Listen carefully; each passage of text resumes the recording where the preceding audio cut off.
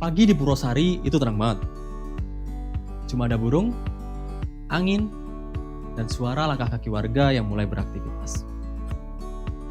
Desa ini bukan yang penuh dengan spanduk atau wahana-wahana kekinian.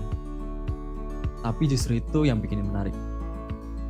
Kamu gak cuma diajak untuk melihat-lihat saja, tapi juga merasakan. Gimana rasanya tinggal di desa yang masih menjaga nilai, menjaga budaya, dan juga menjaga satu sama lain. Purwosari nggak nawarin destinasi yang heboh, tapi punya banyak cerita.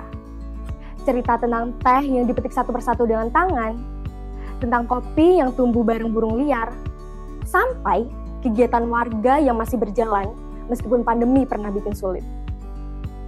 Ini desa yang gak cuma hidup, tapi juga punya arah.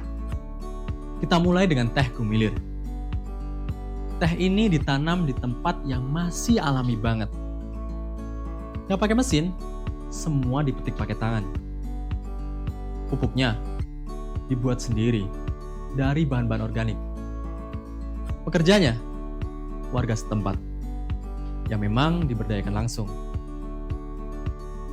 Dan yang menarik, teh ini nggak dijual bebas di sembarang tempat. Mereka lebih pilih kerjasama dengan kafe-kafe yang bisa menjaga kualitasnya. Bahkan, ada yang langganan dari luar daerah sampai luar negeri. Teh petani, karena saya adalah petani. Teh petani memang diproduksi oleh petani ya saya sendiri, kemudian dipasarkan ya saya sendiri, jadi tidak lewat pabrik gitu. Jadi bedanya yang pertama. Kemudian yang kedua, beda teh pabrik dengan teh gumilir. Kalau teh pabrik itu pakai campuran, ada melati dan sebagainya. Kalau gumilir hanya khusus teh original. Lanjut ke Tumbang Sari. Di sini, kopi nggak cuma soal rasa, tapi soal cerita. Petaninya warga lokal, alat pengolahannya proper, bahkan baristanya sudah bersertifikat. Tapi yang unik, tempat ini juga jadi spot birdwatching. Banyak komunitas fotografer dan pecinta burung yang datang. Karena di tempat ini jenis burungnya cukup langka. Jadi ada kopi, ada konservasi, dan semuanya berjalan beriringan.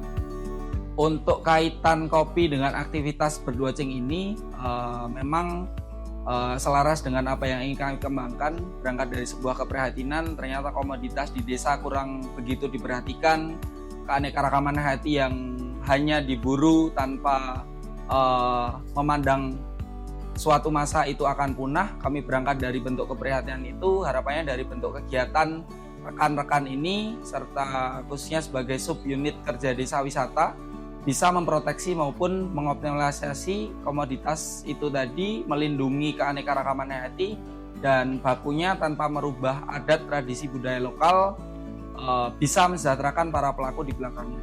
Selain teh dan kopi, Purwosari juga punya banyak aktivitas lain. Mulai dari kesenian rakyat seperti jatilan, reog, hingga sanggar tari. Ada juga homestay yang punya greenhouse anggrek dan tempat penelitian kecil-kecilan. Kalau mau lihat aktivitas warga, bisa ikut nyobain bikin geblek, anyaman, sampai peras susu kambing. Tapi ya, karena ini desa beneran, bukan wahana, jamnya fleksibel. Bisa jadi dapat, bisa juga enggak.